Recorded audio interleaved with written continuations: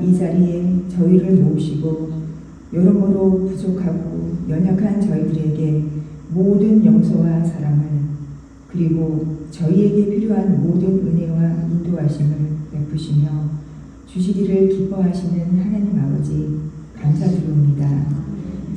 하나님 아버지, 여기에 모인 우리 각자가 어떠한 처지와 형편에 거할지라도 저희 모두가 마음을 다하고 뜻을 다하여 여호와 하나님의 말씀을 듣고 잘 쫓아 하나님께 순종하며 또 하나님께서 기뻐하시는 삶을 살아가도록 저희 모두를 인도하시고 보살펴 주시옵소서.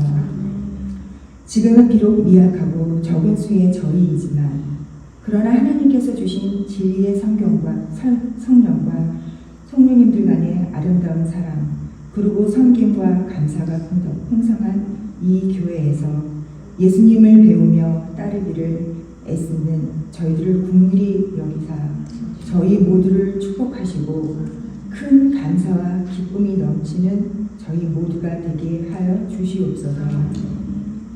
불과 구름 기둥으로 저희를 항상 인도하여 주옵시고 겸손히 주를 섬기며 굳건한 믿음 안에서 성장하며 사랑하는 저희가 되기를 간절히 기도드립니다.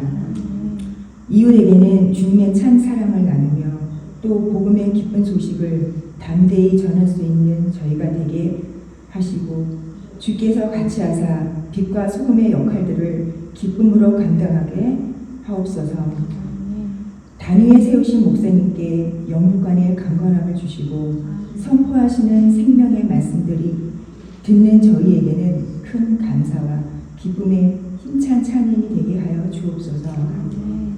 오늘도 여러 곳에서 섬기는 여러 손길들의 수고를 기쁘게 봐주옵시며 그들 모두에게 하나님 아버지와 예수님이 주시는 은혜와 평강이 풍성하게 하옵시며 오늘 이 자리에 여러 사정으로 같이 참석하지 못한 성도님들에게도 같은 은혜 내려주시고 이를 기도드립니다.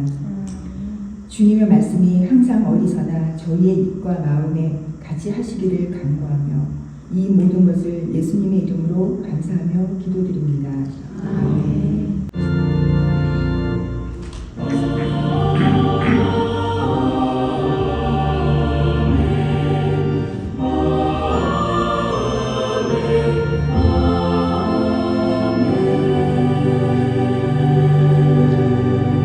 몇 가지 교회 소식 알려드리겠습니다. 오늘은 부활절 5번째 주일입니다.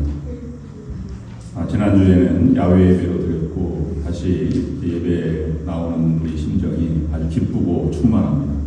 지난주에 많은 즐거운 시간을 가졌는데 집에 가보니까 4시쯤 안 됐더라고요.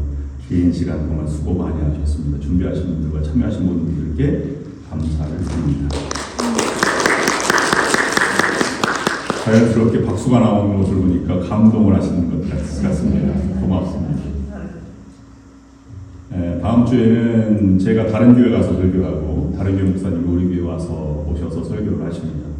우리 교회 오시는 목사님은 콘트라코스타 연합감리교회 김영래 목사님이 오십니다.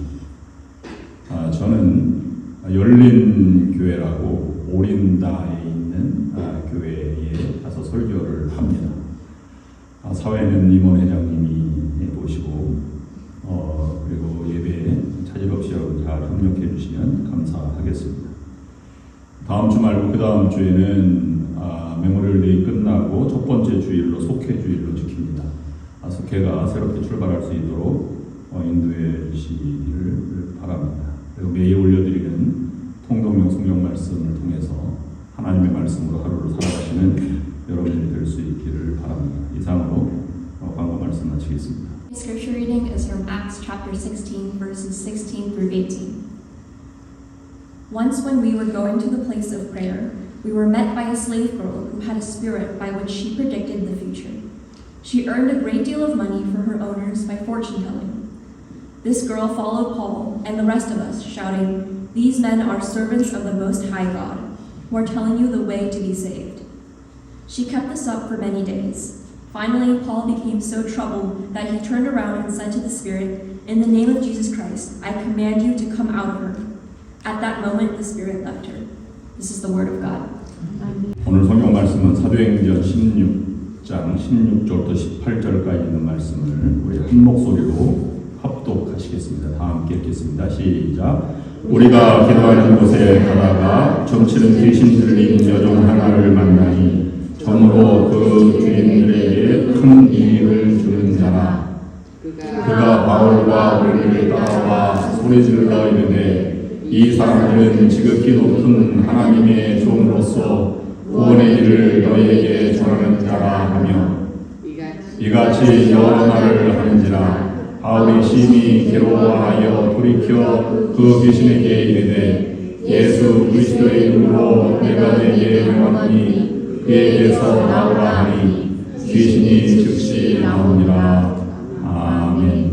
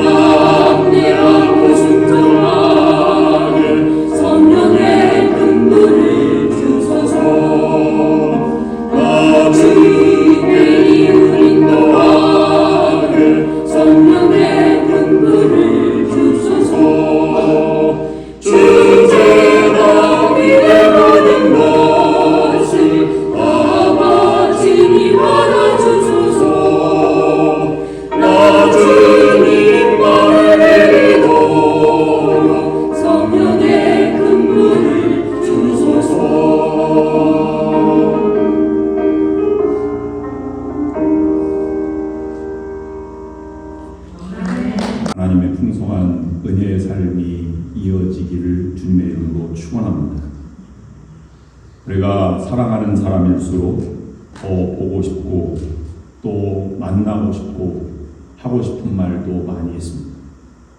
그래서 5시간 만나서 헤어질 때 우리 전화로 또 이야기하자, 다음에 또 만나자, 이렇게 약속을 하고 헤어집니다. 여러분, 지난 한 주일 동안 교우 여러분들이 보고 싶으셨습니까? 주님 전에 나와 예배드리는 이날을 기대하셨습니까? 그런 여러분 모두가 되셨으리라 믿고 감사를 드립니다. 그렇지 않은 분들은 왜 이렇게 주일이 빨리 오지? 이런 분들은 회개하시기 바랍니다. 매주 배워도 한 주간 지나면 또 보고 싶습니다. 부부가 매일 만나도 또 보고 싶은 부부가 있으면 얼마나 좋겠습니까? 앞뒤 사람과 인사를 나누실 때 만나도 늘 배워도 또 보고 싶습니다. 이렇게 한번 인사를 나눠보시기 바랍니다. 늘 배워도 또 보고 싶습니다.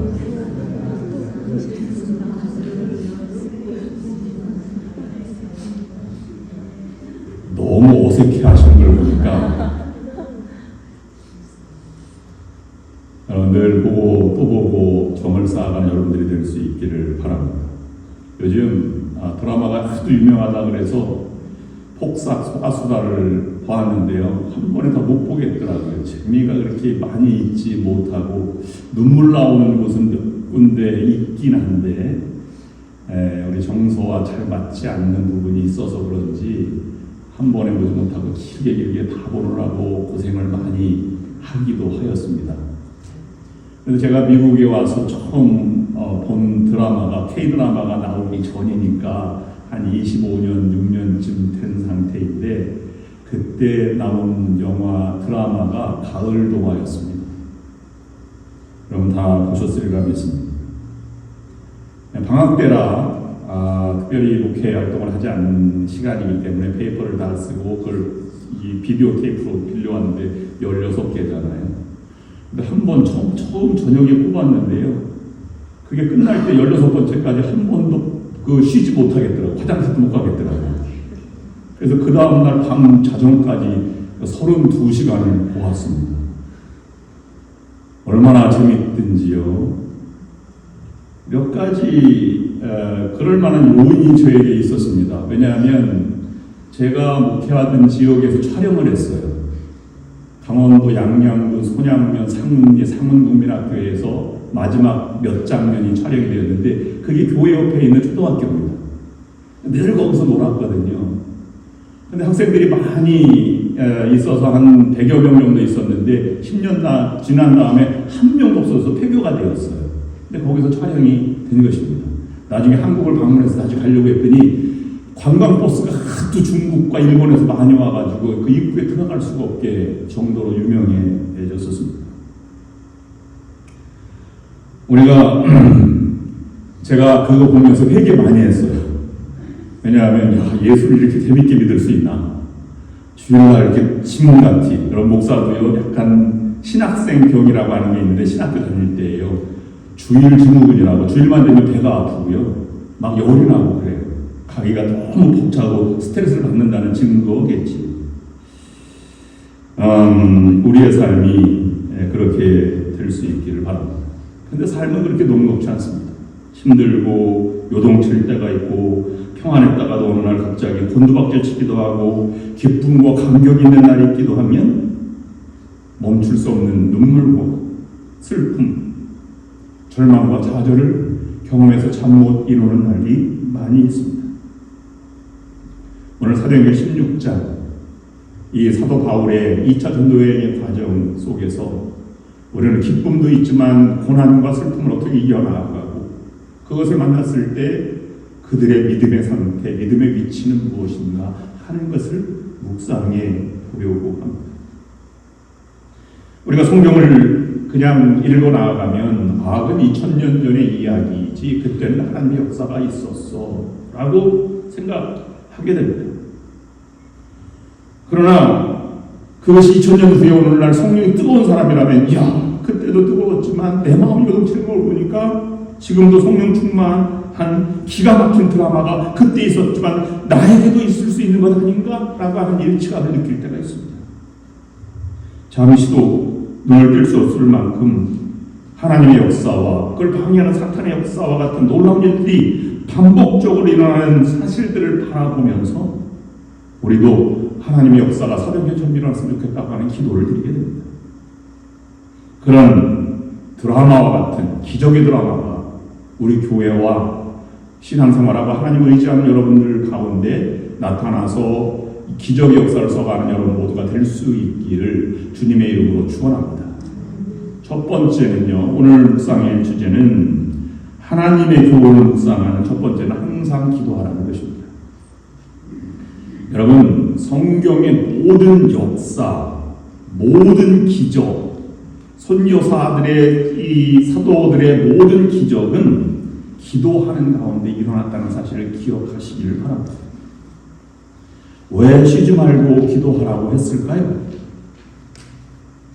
데살로니가전서 5장 16절부터 23절까지 있는 말씀은 이렇게 기록하고 있습니다. 항상 기뻐하라, 쉬지 말고 기도하라, 범사에 감사하라. 이것이 그리스도 예수 안에서 너희를 향하신 하나님의 뜻입니다. 성령을 소멸치 말며 예언을 멸시하지 말고 범사에 헤아려 좋은 것을 취하고 악은 어떤 모양이라도 버리라. 평강의 하나님이 친히 너희를 온전히 거룩하게 하시고 또 너희로 온 영과 혼과 몸이 우리 주 예수 그리스도께서 강림하실 때에 흠 없게 보존되기를 원하노라. 여러분도 하나님의 소원, 하나님의 바람대로 늘 기뻐하고 늘 기도하는 여러분들이 될 수 있기를 바랍니다.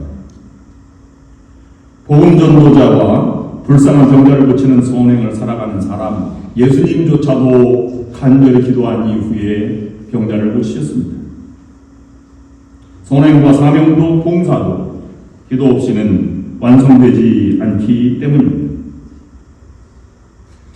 그보다 더 기도를 쉬지 않고 있을 때 하나님은 어느 순간에 하나님의 때에 하나님의 역사를 이루고 내시기 때문입니다. 그러므로 우리는 기도를 쉬지 말아야 합니다.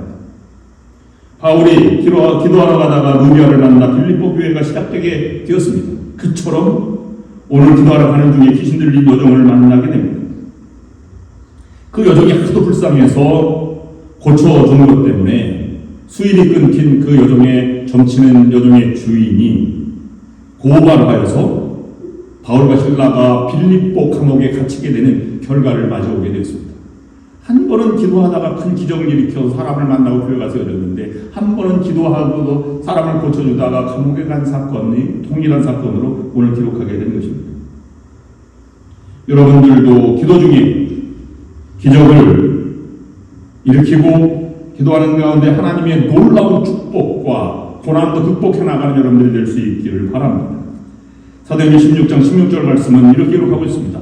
우리가 기도하는 곳에 가다가 점치는 귀신 들린 여종 하나를 만나니 점으로 그 주인에게 큰 이익을 주는 자라라고 기록하고 있습니다. 여기에서 우리가 기도하는 곳에 가다가라고 하는 것이 한글 번역인데요. 기도하는 곳이라고 기록한 곳을 헬라어 원어로 보면 정관사가 붙어 있습니다. 그걸 우리가 다시 번역하기가 어렵지만 그렇게 번역하진 않지만 구태여 번역하자면 우리가 그 기도하는 곳에 가다가라고 번역할 수 있습니다. 그것은 어떤 곳이냐면 전에 기도하던 곳이고 루디아를 만나러 가던 강가 한 곳입니다. 그곳에 다시 가서 기도하는 모습을 우리에게 보여주고 있는 것입니다. 기도하는 곳이 정해져 있었음을 보여주는 것입니다. 13절 말씀에 보면 이렇게 기록하고 있습니다. 안식일에 우리가 기도할 곳이 있을까요? 문밖 강가에 나아가 거기 앉아서 모인 여자들에게 말하는데 라고 기록하고 있습니다. 처음 도착하여서 기도하러 가는 중에 여인을 만나서 빌립보 교회가 세워졌지만 그 다음에 기록되진 않지만 여러 날이라고 표현하는 것을 보면 그곳에 다시 가서 기도했고 또 기도했던 그곳입니다. 그래서 17절 18절 말씀을 보면 이렇게 기록하고 있습니다. 그가 바울과 우리를 따라와 소리질러 이르되 이 사람들은 지극히 높은 하나님의 종으로서 구원의 길을 너희에게 전하는 자라 하며 이같이 여러 날을 하는지라. 바울이 심히 괴로워하여 돌이켜 그 귀신에게 이르되 예수 그리스도의 이름으로 내가 내게 명하노니 그에게서 나오라 하니 귀신이 즉시 나오니라. 그제도 어제도 오늘도 그곳에서 기도했고 기도하러 가는 중이라는 것입니다. 그들이 날마다 열심히 쉬지 않고 기도하는 기도의 일꾼들이었음을 말하고 있습니다. 본문이 우리에게 주는 교훈은 기적보다 기도의 생활화가 훨씬 더 얼마나 중요한가. 고정적으로 예배를 드리고 하나님 앞에 무릎 꿇고 말씀을 정죄해서 듣고 영혼을 맑게 하고 하나님의 음성을 듣는 과정이 얼마나 귀한 일인가 하는 것을 보여주고 있는 것입니다. 여러분들도 어제도 기도한 분이었다면 오늘도 기도하는 분으로, 내일도 기도하는 분으로 살아가시기를 주님의 이름으로 축원합니다. 기도가 우리에게 특별한 일이 아니라 우리는 숨 쉬는 것이 너무나 당연하듯이 우리가 세끼 밥을 먹는 것이 너무나 당연한 습관화되어 있는 것처럼 기도라는 것은 신앙생활 속에 가장 먼저 몸에 배어 있는 것이 되어야 한다는 것입니다. 여러분, 기도는 앞으로의 일, 미래의 일을 위해서 기도합니다. 그것을 의지하고 희망을 가지고 하나님께 의탁하는 것입니다. 지나온 과거를 바꾸어 달라고 기도하는 사람은 세상에 없습니다. 과거의 상처를 위해서 기도하기도 합니다만 그것은 미래의 회복을 위한 기도이지 과거를 바꾸어 달라고 하는, 과거에 영향을 미칠 수 있는 기도는 아닙니다. 오늘의 삶을 통해서 다가올 내일의 삶에 영향을 미칠 수 있는 것이 기도입니다. 그런데 오늘 삶이 내일에 좋은 영향을 미쳐야 하는데 내일의 삶에 좋은 영향을 미치는 것은 여러 가지가 있을 수 있습니다. 진실하게 살아라, 거짓말하지 말아라, 성실하게 살아라, 부지런하라. 더 좋은 영향을 미치는 것은 하나님을 의지해서 하나님이 열어주는 세계로 담대하게 걸어가는 기도하는 자가 되어라 라는 것입니다. 제가 기독교 영화 중에 가장 유명한 영화를 함께 교우들이랑 전에 본 적이 있습니다. 그것은 워룸입니다. 바람피는 남편을 어떻게 돌이킬까? 라고 해서 중년 부부가 기도하는 가운데 깨닫는 것을 지키는 것입니다. 옷장을 다 치우고 거기에서 아무도 보지 않는 성경 말씀을 그대로 실천하기 위해서 골방에 들어가 기도하는 그것을 워룸이라고 했습니다. 한국말로 말하면 작전실이 된 것이죠. 그래서 감동적으로 그 남편이 돌아오기까지의 과정을 그린 영화입니다. 그곳에서 새로운 시작이 된 것입니다. 출애굽해서 아말렉 전투가 이스라엘 민족이 만난 첫 전투였습니다. 강한 여호수아의 군대가 나가서 무찔러서 승리하는 것이 아닙니다. 왜냐하면 블레셋은 철기 문화를 가지고 싸움을 해온 것에 반해서 여호수아와 이스라엘 백성들은 칼과 창이 변변치 않았기 때문입니다. 그런데 승리의 요건은 산 위에서 여호수아를 위해 손들고 기도했던 모세의 그곳이 바로 승부처가 되었다는 사실을 우리에게 보여주고 있습니다. 우리는 승부처 기도의 자리로 나아가는 것이 중요한 것입니다. 우리는 성실히 살아야 할 것이고 진실하게 땀 흘려 살아야 할 것이며 부지런하게 살아야 할 것입니다. 그런데 그 성실과 진실함과 부지런함과 이런 간절함이, 열정이 절대적으로 기도함으로 나아가지 않으면 헛될 수 있다고 하는 사실을 기억해야 합니다. 기도 없이 우리 모든 수고가 헛될 것이기 때문입니다. 그러므로 항상 정해진 곳에서 정해진 하나님의 방법대로 하나님 앞에 기도하는 자세가 얼마나 소중한 것인지 그 삶을 우리가 깊이 묵상해야 할 것입니다. 여러분, 믿음의 조상들은 무릎 꿇고 기도하는 사람들이었습니다. 예전에도 순교자들, 그것도 기도하는 사람들입니다. 민족의 위대한 이 선조들 가운데 평생 기도하는 사람들도 있고 아직도 기도하는 사람이 있습니다. 제가 하나 CBS에서 북한 지하 교회 지도자들이라는 다큐멘터리 드라마를 보면서 감동적인 부분을 제가 한번 따와봤습니다.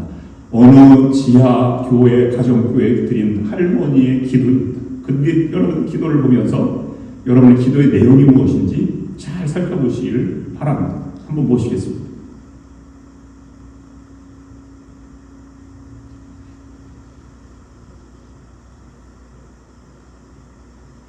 뒤에서 누가 불을 꺼주시면 좀 더 잘 보이지 않겠나 생각합니다.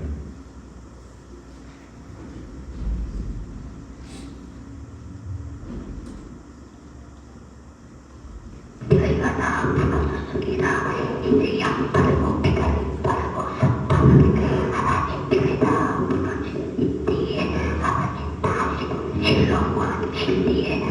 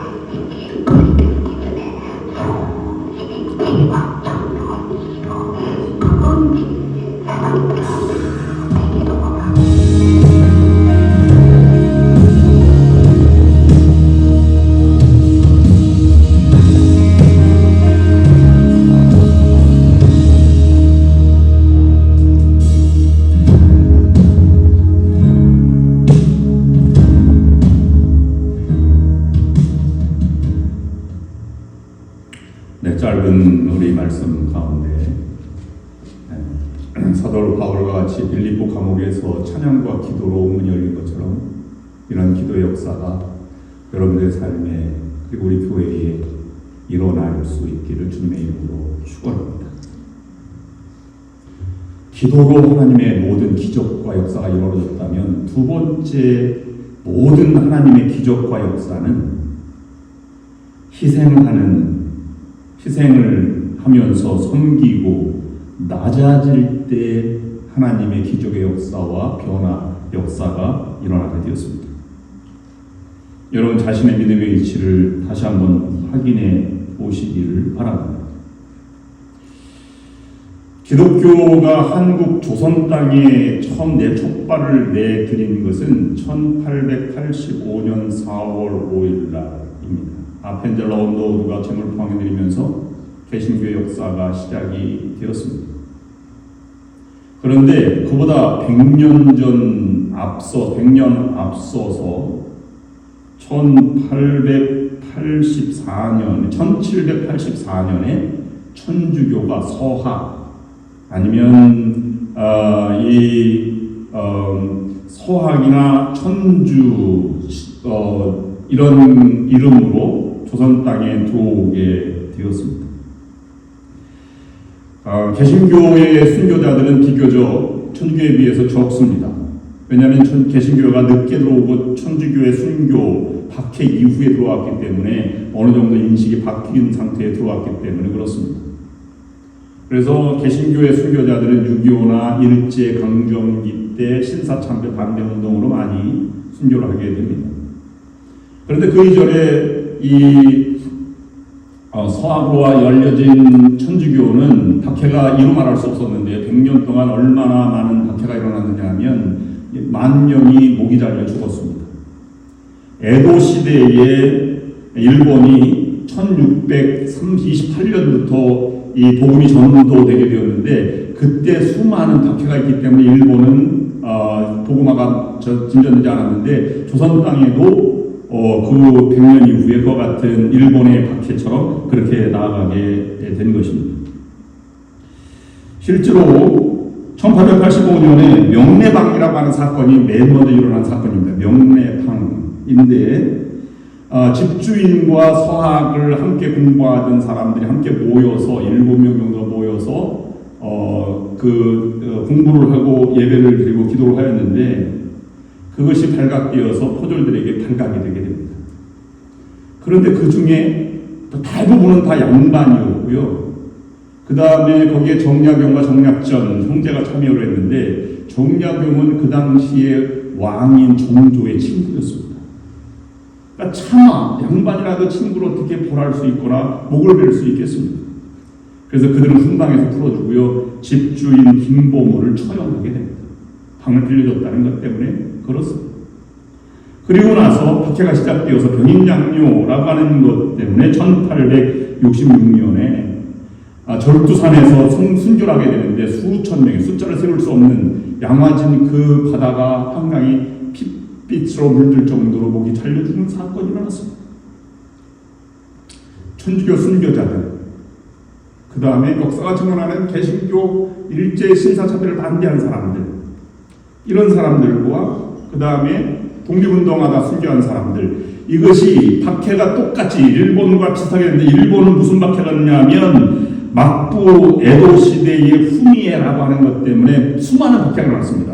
후미에가 여러분 잘 아는 성화 밝기, 십자가를 놓거나 성화, 그때는 동판, 조그만 예수님 상이 있는 동판을 만들어서 그걸 가지고 밟고 지나가는 사람은 살려주고 그것에 밟지 못하는 사람은 목을 잘렸다고 하는 것 때문에 일어난 후미에 사건입니다. 그런데 거기에서 일본은 그것에 몸짓하거나 몸일을 하고 지나가거나 아니 못 지나가거나 세 가지를 동일하게 처단했습니다. 그것을 비롯해서 이 조선의 순교자들은 그 후미에를 갖진 않았지만 조선 사람들은 그만큼 모질지 않다, 사무라이 정신이 그 정도는 아니다 라고 하는 인식이 있었던 반면에 또 한 가지는 이런 일이 있었습니다. 죽어가면서 그들은 토마스 선교사가 박충건에게 성경을 주면서 하나님 저를 용서하여 주옵소서 라고 하는 것처럼 이렇게 고백하고 죽었답니다. 하나님 죄송합니다. 제 믿음과 지식과 지혜가 부족하여서 귀한 하나님의 말씀을 저들에게 전달하였지만 이해 못해서 내가 순교를 당하게 됩니다. 하나님 저의 부족함을 용서하여 주옵소서. 여러분, 그것이 그들이 죽어가면서 고백했던 신앙 믿음의 위치였습니다. 그렇다면 오늘 우리들의 신앙의 위치, 믿음의 위치는 무엇입니까? 대부분 우리는 신앙생활하면서 우리의 위치를, 그리고 믿음의 위치, 자신의 삶의 가치를 돈에 평가하는 경우가 있습니다. 인생은 물질로 살아가는 거야, 돈 없으면 아무것도 아니야, 예수도 돈 있어야 믿을 수 있어 라고 말하고 있습니다. 여러분, 살다 보면 돈이 전부입니까? 물론 돈이 필요치 않은 것은 아닙니다. 교회도 재정이 필요하고 돈 많은 게 저주가 아닙니다. 그러나 돈 없는 것도 저주는 아닌 것입니다. 돈보다 더 중요한 생명과 건강, 이것이 얼마나 많이 있는지 모릅니다. 너무 돈을 긍정적으로 바라봐도 안 되지만 부정적으로 바라봐서도 안 되는 것입니다. 그것의 믿음의 잣대가 될 수도 있는 것도 아닙니다. 예수님도 마태복음 4장 4절 말씀에 사람이 떡으로만 살 것이 아니요 하나님의 말씀으로, 입으로부터 나오는 말씀, 모든 말씀으로 살 것이니라 라고 말씀하고 있습니다. 히브리서 10장 38절 말씀도 나의 의인은 믿음으로 말미암아 살리라, 또한 뒤로 물러가면 내 마음이 그를 기뻐하지 아니하리라 하셨느니라. 세상 사람들은 물질이 미래를 결정한다고 생각합니다. 근데 성도는 물질이 아니라 하나님의 미래를 결정한다고 고백하는 사람들입니다. 그를 하나님은 의인이라 이렇게 부르고 있습니다. 그래서 고린도후서 13장 5절 말씀에 사도 바울은 이렇게 고백하고 있습니다. 너희는 믿음 안에 있는가 너희 자신을 시험하고 너희 자신을 확증하라. 오늘 본문 말씀에서 사도 바울의 믿음의 위치를 우리에게 분명하게 보여주고 있습니다. 그것을 묵상하기를 원하는 것입니다. 이것은 단순한 사건이 아니었습니다. 회당이 없기 때문에 그는 기도처를 찾아가야만 했었고, 감옥과 기도처로 가던 바울 일행 앞에 귀신 들린 여종이 나타난 것입니다. 하루도 아니고 여러 날 나타나서 늘 쫓아다녔습니다. 그는 정치는 여종이었고 그들을 쫓아와서 소리를 지르며 외쳤습니다. 17절 말씀에 외친 것입니다. 그가 바울과 우리를 따라와 소리질러 이르되 이 사람들은 지극히 높은 하나님의 종으로서 구원의 길을 너희에게 전하는 자라 하며 이같이 여러 날을 하는지라. 귀신이 믿음과 우리의 귀신도 하나님의 위대함을 알았습니다. 귀신이 말하는 것은 틀린 것이 아닙니다. 그러나 귀신의 믿음과 우리가 다른 것은 우리는 귀신을 하나님의 위대한 사람으로 믿지만 그를 따르지 않는 것과 같이 우리는 하나님을 믿고 그를 따르는 아버지를 모시고 있다는 것이 큰 차이점입니다. 어떻게 할 수 있느냐? 18절 말씀에 바울의 고백이 믿음의 위치입니다. 이같이 여러 날을 하는지라 바울의 심히 괴로워하여 돌이켜 라고 말했습니다. 돌이키면 어떻게 될지 바울은 알고 있었습니다. 괴로워했다. 첫 번째 말은 괴로워했다는 것입니다. 왜 괴로워했을까요? 여러분, 시간이 바울이 먼저 그의 정체가 드러나지 않았는데 마음이 괴로웠습니다. 학자들 간에 여러 의견이 분분합니다. 근데 그건 뭐 자신이 잡힐까봐 괴로워했다, 아니면 여정이 불쌍해서 괴로워했다, 아니면 저 여인이 복음을 방해해서 지금 교회가 세워지려고 하는데 너무 루디아 같은 사람이 아니라 저런 사람이 나타나서 또 우리를 고발하려고 한다, 이것 때문에 괴로웠다, 여러 가지 학자들이 해석이 있습니다. 정확한 것은 저도 알 수 없습니다. 천국 가서 바울에게 물어봐야 합니다. 여러분들은 물어봐 주시기를 바랍니다. 여기서 알 수 있는 것은 첫 번째는 바울의 믿음의 위치는 하나님의 영광인가 나의 영광인가, 하나님 것이 괴로움의 출발점이라고 하는 것입니다. 기도하고 섬기고 낮아져서 희생하는 자의 의미는 무엇인가? 나의 자존심에 세워지는 것인가? 하나님의 기뻐하심, 하나님의 이름이 드러나는 영광인가? 이것이 사도 바울의 잣대였다는 사실입니다. 바울이 여정을 보고 두려워했다는 것은 귀신의 말은 정확히 맞는다는 전제 아래 출발하고 있습니다. 그는, 사도 바울은 하나님의 은혜를 체험한 사람입니다. 회심 후에 아라비아 사막에서 3년이나 생활했고 고향 땅으로 돌아가서 11년이나 그는 묵상하였습니다. 그리고 복음에 예수를 만난 사람이고 율법에 능통한 자였습니다. 구원을 전하는 복음 전도자임에 틀림없고 바울 하나님의 종임에 틀림없지만 바울의 괴로움은 하나님의 은혜를 받은 자로 하여금 다른 사람 누구의 힘을 통해서라도 높여지고 위대해지는, 그러니까 하나님의 이름이 되어야 하는데 그것이 이루어지지 않은 그런 모습을 바라보고 먼저 괴로워했다, 이렇게 볼 수 있습니다. 하나님이 한 영으로 하나님 영광을 드러내야 하는데 만약에 내가 돌이켜 그를 고쳐준다면 나는 잡혀갈 것이고, 그래서 두려운 것이 아니라 내가 영광을 차지하게 되지 않을까, 몸소리치는 그러한 사도 바울의 신영적인 상태였다, 이렇게 영성가들은 해석을 하고 있습니다. 이 일로 병자 고쳐질 뿐만 아니라 하나님이 드러나고 복음이 증거되어야 하는데 내가 스스와 허메처럼 이렇게 내가 영광을 받고 영광이 내게 돌아올까봐 또다시 이런 것 때문에 몸서리치는 그러한 모습이라고 보는 것입니다. 여러분, 누구나가 다 내가 높아지고 자존심 세워지는 것이 본능입니다. 그런 강렬한 마음이 있습니다.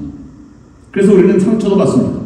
누가 내 고민을 들어주지 않고 아직도 남이 나를 알아주지 않고 내 자존심을 무너뜨려서 우리는 아픔을 겪고 시험에 들고 앉아서 괴로워합니다.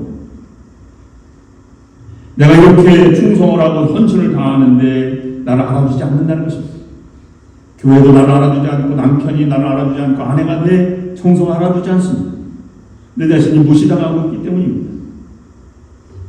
그래서 이것을 우리가 힘들어하고 있는데 사도 바울은 지금 그런 것은 버린 지 오래되었습니다.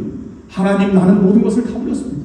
내 명예고 세상 것은 분토와 같이 모든 대성물과 같이 다 버린 지 오래되었습니다. 근데 왜 괴로워하는 것일까요? 그게 다시 생각났을까요? 그런 것이 아닙니다. 하나님은 너 자신을 높여봐라 라고 이브에게 말하지 않았습니다. 너는 그저 동산나무에 있는 실과를 바라보고 따먹지 말아라. 사단이 유혹했습니다. 그걸 먹으면 하나님은 높아지게 될 것이다. 그래서 그걸 따먹게 되는 계기가 되었습니다. 대부분 사람들은 자신의 자존심을 세워주고 같이 올려주고 박수 쳐주고 칭찬의 소리 들으면 자신의 살만 난다고 생각하고 큰 행복감을 느끼는 것이 현실입니다. 물론 저도 그렇고 여러분 모두가 그렇습니다. 그런데 바울은 자신이 높아지는 것을 거부하려고 하는 모습으로 본문에 있는 것입니다. 모든 것들이 다 하나님의 은혜이기 때문에 오직 하나님께 영광, 하나님의 높임만 있을 뿐이라는 분명한 믿음을 보여줘야 하는데 그것이 무너질까 걱정하고 있는 사도 바울의 긴 심오한 모습을 우리가 보고 있었던 것입니다. 성전 꼭대기에 있는 예수에게 마귀가 시험하였습니다. 뛰어내려가라. 사자들이 발이 너를 들어 해치지 상하지 않게 될 것이다. 높아지려고 하는 그런 유혹 밑에 예수님은 단호하게 거절하였습니다.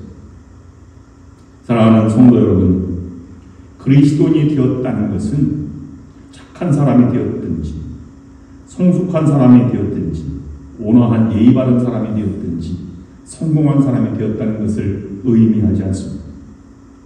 그리스도인이 되었다는 것은 하나님을 높이는 새로운 피조물이 되었다는 것을 의미합니다.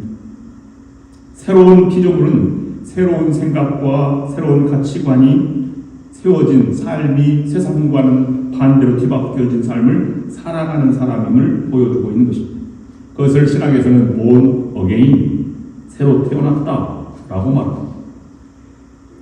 구원받았다는 것은 성경의 가치관으로 새롭게 태어나졌지, 어제까지는 내가 영광을 받고 자존심 세우는 것이 기쁨이었는데 이제는 하나님의 이름이 영광되게 된 것에 내가 사명자로 살아가는 것 자체가 감격입니다. 나는 그것을 족합니다 라고 하는 삶으로 바뀌어진 삶을 살아가는 것입니다. 그래서 칼빈의 장로교 웨스트민스터 소요응답의 첫 번째 질문은 이것입니다. 인간의 삶의 목적은 무엇이뇨? 하나님의 영광을 위한 것입니다 라는 말이 그렇게 쓰여지게 된 것입니다. 사도 바울도 이것을 여러 곳에서 고백했습니다. 로마서 14장 8절 말씀은 이렇게 고백하고 있습니다. 우리가 살아도 주를 위하여 살고 죽어도 주를 위하여 죽나니 그러므로 사나 죽으나 우리가 주의 것이오. 이 고백이 여러분의 고백이 될 수 있기로 합니다. 고린도전서 10장 31절 말씀입니다. 그런즉 너희가 먹든지 마시든지 무엇을 하든지 다 하나님의 영광을 위하여 하라. 이 바울의 고백이 우리의 고백이 될 수 있어야 합니다.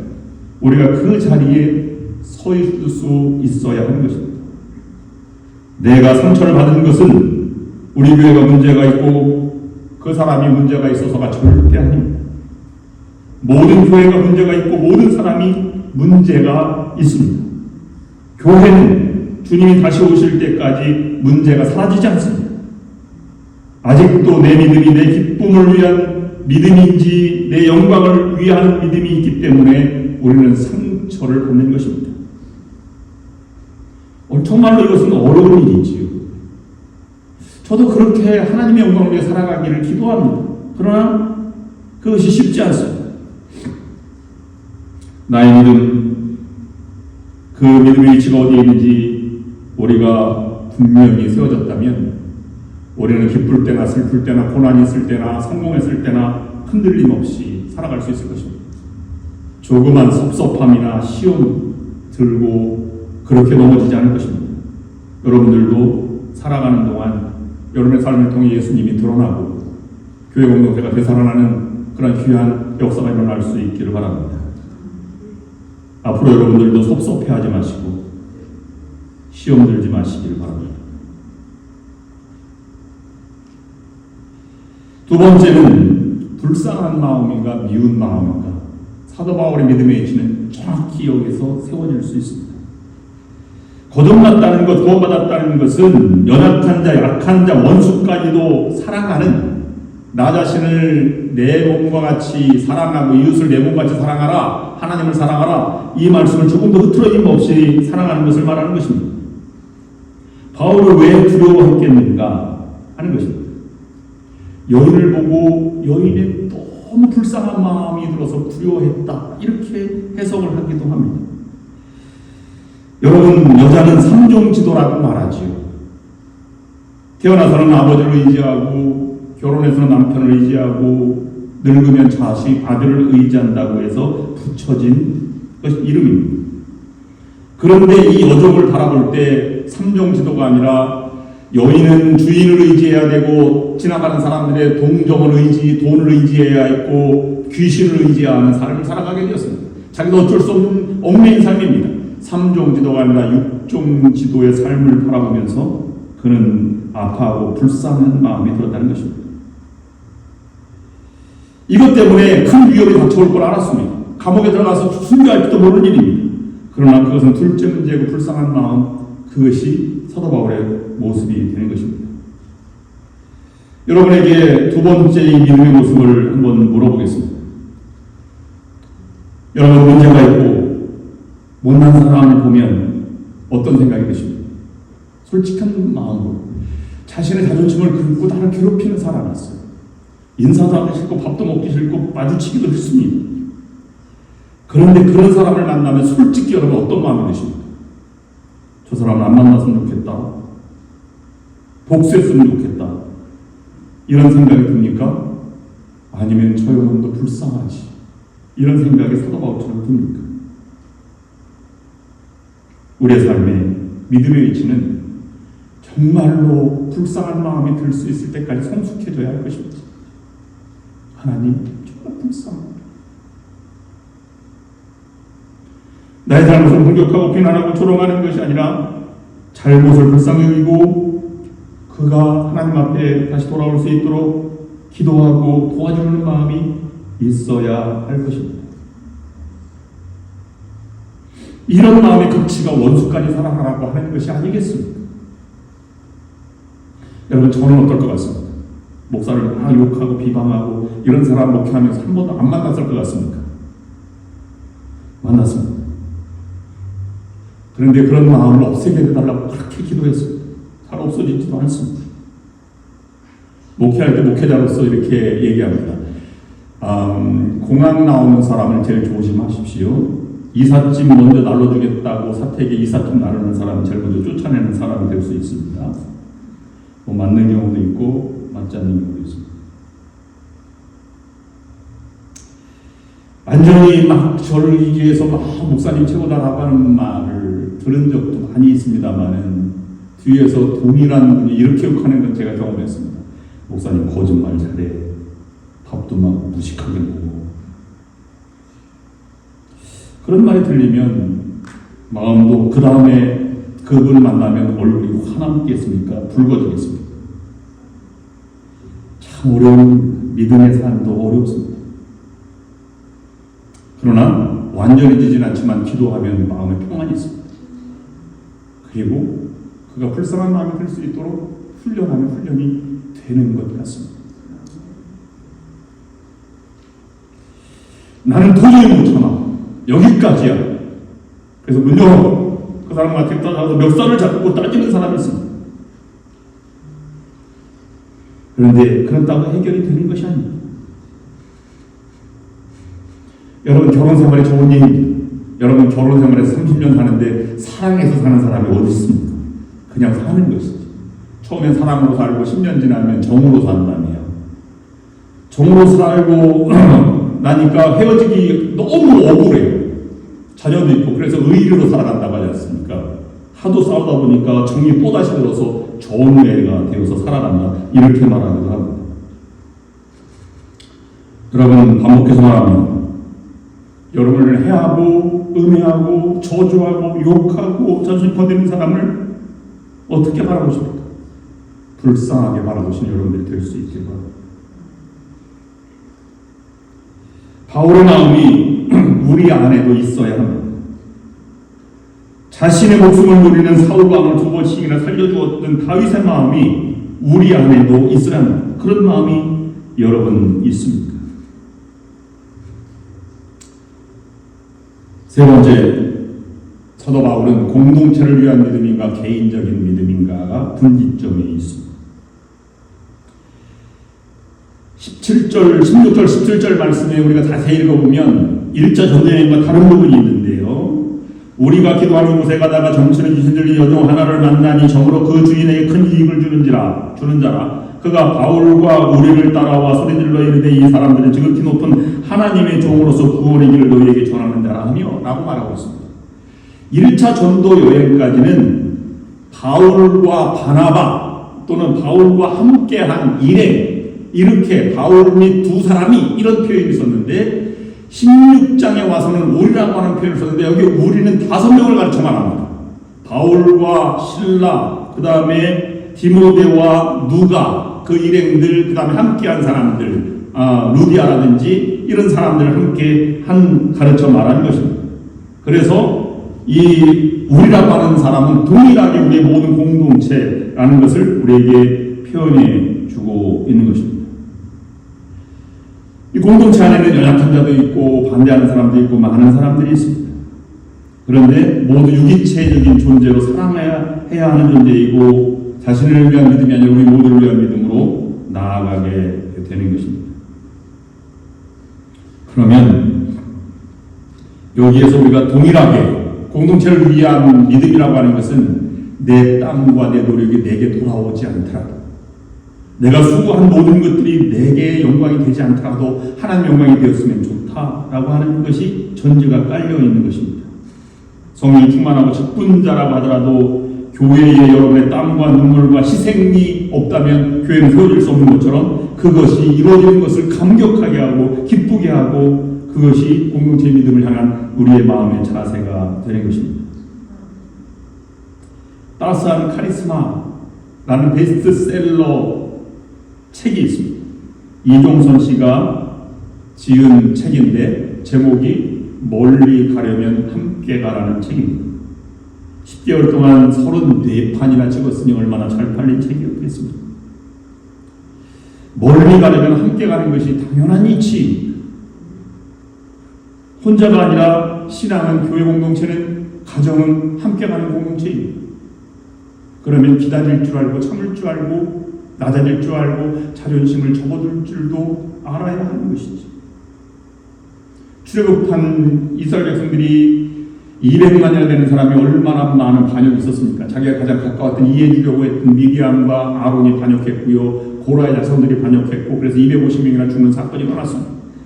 만약에 여러분이 모세라면 이것이 어떻게 이스라엘 내가 가나안 땅까지 인도할 사람인가? 앞으로 내 말에 순종할 사람을 손들고 오시오. 그 사람만 같이 가나안 땅에 들어가겠습니다. 라고 선별해서 가지 않았다는 것입니다. 하나님이 정죄해 줄 때까지 40년간 기다리면서 공동체로 가나안 땅에 들어가기를 원했던 이 모세의 모습을 우리가 닮아가야 할 것입니다. 다윗이 압살롬의 반역을 피해서 도망갈 때요, 신발을 신지 못하고 도망갔습니다. 게드론 시냇가를 지나서 유주디아 광야로 도망갈 때 시므이라고 하는 노인이 막 놀리지 않습니다. 그래도 가만둬라, 저를 통해서 하나님 말씀하시는 것이 아니냐. 이 모습을 누가 보았을까요? 하나님이 보았습니다. 그런데 하나님이 본 것뿐만 아니라 주변 사람도 보았어요. 그 모습을 보면서 처절한 이 다윗을 보면서 모여든 사람이 600명이었다고 기록하고 있습니다. 그래서 그는 후일에 왕위에 보귀하는 그런 근거로 마련되게 된 것입니다. 참으면 하나님도 보시고 사람도 봅니다. 그러면 우리가 그 길을 갈 수 있는 것입니다. 여러분, 하나님을 위해서 무엇을 포기했는지, 어떤 삶의 모습인지 되돌아보시기를 바랍니다. 하나님을 위해서 무엇을 기도했는지, 하나님을 위해서 무엇을 희생했는지 되돌이켜 보시기 바랍니다. 그러면 누군가 이렇게 말할 수 있습니다. 목사님, 설교니까 그렇게 말씀하시지 누가 그렇게 살 수 있겠습니까? 그렇습니다. 아무도 살 수 없을 것 같은 불가능한 일입니다. 그런데 말입니다. 불가능한 길을 걸어가는 삶 속에서 복음화가 이루어졌고 사랑의 공동체가 되었고 세상이 복음이 증거되어야 되었고 기적이 일어났고 용서가 되었습니다. 높은 가치를 가다 보면 작은 기적들은 따라오게 마련인 것입니다. 그러나 하나님을 늘 의지하고 말씀의 양식을 먹고 한 걸음씩 한 걸음씩 오늘도 부족하지만 회개하고 새 길을 걸어나가다 보면 우리가 주님과 같은 길을 걸어갈 것입니다. 주님은 예수님은 십자가에 달려 돌아가시기까지 모든 것을 내려놓았고 3년 동안 제자들과 함께 살아가면서 모든 것을 내어주었고 두 팔 벌려 하나님 앞에 희생하며 다가갔습니다. 그래서 우리는 복음을 맞이하게 된 것입니다. 우리도 마침내 주님을 바라보며 따라가다 보면 어느새인가 주님이 나의 손을 잡고 계심을 느끼게 될 것입니다. 불가능한 것 같은 길을 가도록 인도해 주심을 경험하게 될 것입니다. 주님과 따라가다 보면 지친 나의 손을 주님이 잡고 계신 것을 느끼게 될 것입니다. 외로울 때 친구가 되어주실 것입니다. 쓰러질 때 일으켜 세워주시는 분이 주님이심을 믿게 될 것입니다. 마침내 주님의 마음을 닮은 귀한 믿음을 하나님께서 허락해 주실 것입니다. 그래서 그 은혜의 자리에 설 때 우리는 이렇게 고백하게 될 것입니다. 갈라디아서 2장 20절 말씀입니다. 내가 그리스도와 함께 십자가에 못 박혔나니 그런즉 이제는 내가 사는 것이 아니오 오직 내 안에 그리스도께서 사시는 것이라. 이제 내가 육체 가운데 사는 것은 나를 사랑하사 나를 위하여 자기 자신을 버리신 하나님의 아들을 믿는 믿음 안에서 사는 것이라. 고린도전서 15장 10절 말씀입니다. 그러나 내가 나된 것은 하나님의 은혜로 된 것이니 내게 주신 그의 은혜가 헛되지 아니하여 내가 모든 사도보다 더 많이 수고하였으나 내가 하는 것이 아니 오직 나와 함께 하신 하나님의 은혜로라. 이와 같이 성숙한 믿음의 이치를 지킨 성도 여러분들이 될 수 있기를 주님의 이름으로 축원합니다. 기도하겠습니다. 저는 은혜와 독생자를 우리에게 내어주시기까지 사랑하여 주신 하나님의 크신 사랑하심과 성령의 역사인도 교통하심이 예수 그리스도를 닮아 살아가려고 결심하고 나아가는 모든 성도 위에 지금부터 영원토록 함께 하옵시기를 간절히 축원하옵나이다. 아멘.